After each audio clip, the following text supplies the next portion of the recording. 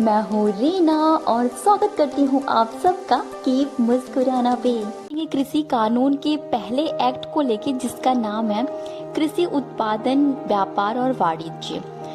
दोस्तों, इसको बताने से पहले मैं आपको थोड़ा सा बता देती हूँ कि हमारे इंडिया में जो फूड ग्रेन प्रोडक्शन है वो टोटल 285 मिलियन टन का होता है।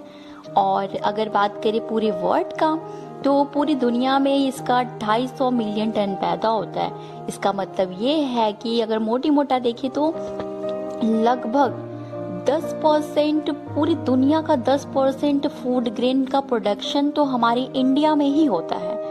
और अगर हम देखें कि हम इकोनॉमिक्स में पढ़ते हैं कि जीडीपी के अंदर प्रोडक्शन ही इनकम होती है, जितना आप प्रोडक्शन करोगे आपकी इनकम उतनी ज़्यादा होगी। तो पूरी दुनिया का 10% हमारे इंडिया में प्रोडक्शन हो रहा है, उसके बाद भी किसान गरीब क्यों है? थोड़ा सा विचार करिएगा इस बात पे और फिर मैं बढ़ती हूँ आपका पहले एक्ट की तरफ। पिछले वीडियो में हमने पहले एक्ट के बारे में बता दिया था आपको, जिसमें कि हमने यही देखा था कि अब जो है किसान एपीएमसी में ही अपनी फसल को नहीं बेच सकते, वो उससे बाहर भी बेच सकते हैं, ऐसा कानून आ गया है। अभी हमें बात करना होगा कि एपीएमसी क्या होती है। एपीएमसी को जान लेते हैं। जब देश आजाद हुआ था तो उस समय बड़े शहर नहीं हुआ करते थे, किसान बहुत सदियों से ही शोषित किए जाते थे, जमींदारी खूब चलती थी, किसानों के पास पैसे नहीं हुआ करते थे, तो उन्हें जैसे कि कभी जरूरत पड़ती थी तो वो अपने से थोड़े रिच यानी कि अपने साहूकारों वगैरह से वो उधार लेते थे। उनसे जो पैसे वो उधार लेते थे वो साहूकार जो थे वो बहुत ही ऊंचे ब्याज दर पे उन्हें उधार दिया करते थे। एक तो उधार के पैसे, दूसरा ब्याज दर के पैसे इतने ज्यादा हो जाते थे। जब किसानों की फसल तैयार होती थी उस टाइम पे साहूकार वहां आ जाते थे और बोलते थे कि देखो इसी में एडजस्ट कर लेते हैं, तो उनकी फसलों को बहुत कम दाम पे वो खरीद के वहीं पे अपना पैसा एडजस्ट करवा देते थे। और किसान करे भी क्या, उसने उधार ले रखा था। तो इस तरह से किसानों की बहुत ज्यादा शोषण हुआ करती थी। तो बेसिकली इस शोषण से किसानों को निकालने के लिए गवर्नमेंट ने एक एक्ट लाया जिसका नाम था APMC, agriculture market produce committee, मतलब कृषि समिति, जिसके अंतर्गत ये हुआ कि अब जो किसान अपनी फसल बेचेंगे, जैसे फसल होता है उसका पहला जो वो बेचेंगे उसको एपीएमसी में एक, या इसको मंडी कह लें, बाजार समिति बनाई, वहां पे लाके वो बेचेंगे और इसके बाहर उनसे कोई फसल नहीं खरीदेगा। जो भी खरीदेगा वो एक अपराध के अंतर्गत आएगा। तो इस तरह से क्या हुआ कि अब जो वो फसल उगाते थे उसको पहले एपीएमसी में ले जाके बेचते थे, बाजार समिति या मंडी कह लें उसको, मंडी में ले जाके वो बेचते थे और वहां से जो इनकम होते थे उसके बाद वो अपना जो भी उधार वगैरह लिए हुए हैं वो चुकाते थे। तो बेसिकली उस समय तो ये शोषण से बहुत हद तक किसानों को राहत मिली। एक तरह से कह लेती वो शोषण उनका खत्म हुआ तो दूसरे तरह का शोषण स्टार्ट हो गया। अब ये बात कर लेते हैं कि दूसरे तरह का शोषण क्या स्टार्ट हो गया। सब कुछ तो ठीक चल रहा था, फिर होता है कि एपीएमसी में कुछ लोगों को बैठा दिया जाता है जिनके पास लाइसेंस होता है, लाइक 5, 6, 7 लोगों को बैठा दिया जाता है। जो किसान जो भी फसल लेके आते हैं उसको वो खरीदते हैं और उनकी संख्या बहुत कम होती है जो एपीएमसी में बैठते हैं। तो वो लोग क्या करते हैं, आपस में कार्टेल बना लेते हैं कि हम आपस में जो है ज्यादा, मतलब एक अमाउंट फिक्स कर लिया कि 6 रुपए से ज्यादा में हम किसी का टमाटर नहीं खरीदेंगे। वो लोग आपस में कार्टेल बना लिए। तो वहां पे क्या होता है, एपीएमसी में मंडी में जब जाता है किसान तो बोली लगती है। किसी ने 4 से स्टार्ट किया, फिर 5 पे गए, 6 से ऊपर कोई बढ़ेगा ही नहीं। मतलब सभी ने मिल के ये कार्टेल बना लिया कि 6 रुपए से ज्यादा लेना ही नहीं है। अब क्योंकि किसान जो है ट्रक में लेके आया है टमाटर और टमाटर हो जाता है जल्दी खराब। अब टमाटर को भैया वो लेके बाहर वापस जाए, अब वापस जाएगा, ट्रक का खर्चा देना पड़ेगा। इन सारी चीजों को छोड़ के फिर वो क्या मजबूर होके उसे 5 रुपए 6 रुपए में ही अपनी फसल को या फिर अपने टमाटर को वहां पे देना पड़ता है। अब ये एपीएमसी वाले क्या करते हैं, जो बैठे हुए हैं जिनके पास लाइसेंस है, वो उनका कुछ इंटरेस्ट वगैरह होता है, उससे वो जो भी इनकम होती है उससे थोड़ा बहुत वो गोदाम वगैरह बनाते हैं जहाँ पे उनके सामान को स्टोर करते हैं।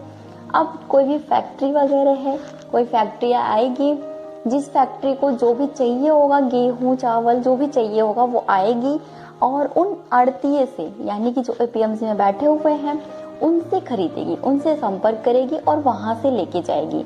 ऑब्वियसली ये 6 रुपए का खरीदे हैं तो उन्हें 15 रुपए का बेचेंगे। तो बेसिकली किसानों का इस तरह का शोषण शुरू हो गया।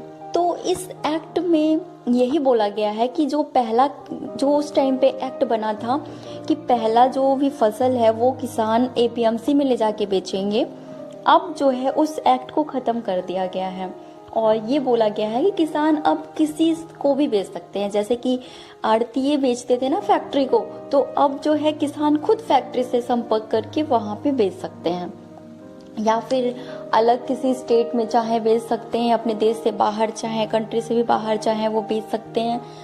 हर जगह अब उनके लिए ओपन हो गया है।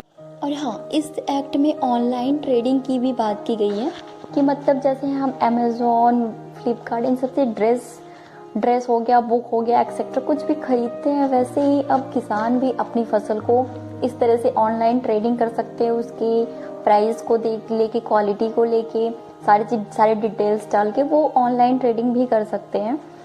और इसका जो है मतलब बेसिकली ये अब क्या होगा कि ये डायरेक्ट मार्केट से जुड़ जाएगा और हो सकता है इसमें कुछ यूथ भी इंटरेस्ट लेंगे क्योंकि इसके रेट में फ्लक्चुएशन आएगी। इस एक्ट के आ जाने से किसानों को डर किस बात का है?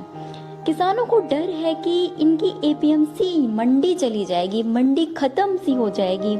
जैसे कि किसान हर साल अपनी फसल को बेचने के लिए मंडी में जाता है, वहाँ उसकी जान पहचान हो जाती है, तो वहाँ के जो भी मीडिएटर हैं वो उनकी मदद करते हैं ट्रांसपोर्ट में या फिर कुछ नए बीज वगैरह बताने में, या फिर कभी भी उन्हें ज़रूरत पड़ती है तो एक तरह से कांटेक्ट के लिए कोई होता है। मतलब एक भरोसा सा क्रिएट हो जाता है कि अगर मैं मंडी गया तो वो बंदा तो मुझे मेरी फसल को बेच देगा। मतलब एक तरह से कहे कि एक पर्सनल रिलेशन सी हो जाती है। जो भी यहाँ मीडिएटर होते हैं, जान पहचान हो जाती है किसानों की, तो वहाँ पे वो थोड़ा रिलैक्स होते हैं कि एटलीस्ट जाने पे हमारी फसल जो है वो बिक जाएगी। इस एक्ट के आ जाने के बाद इन्हें ये डर है कि प्राइवेट मंडियां आने के बाद एपीएमसी तो खत्म सी हो जाएगी। जैसे कि प्राइवेट मंडी, एक्चुअली इसमें क्या है, प्राइवेट मंडी में टैक्स भी नहीं लग रहा है। जी हाँ, प्राइवेट मंडी में कोई टैक्स नहीं है, जबकि एपीएमसी में लेन देन करने पे आपको कुछ % का टैक्स लगता है जो स्टेट गवर्नमेंट को जाता है। प्राइवेट मंडियां आएंगी और शुरू में लॉलीपॉप देंगी और बाद में वो अपने अकॉर्डिंग रूल लेके आएंगी और उनका शोषण फिर से किसी और तरह का शोषण स्टार्ट हो जाएगा। किसानों का कहना है कि बड़ी बड़ी कॉर्पोरेट कंपनियों को फायदा होगा, इसमें बिजनेसमैन को फायदा होगा।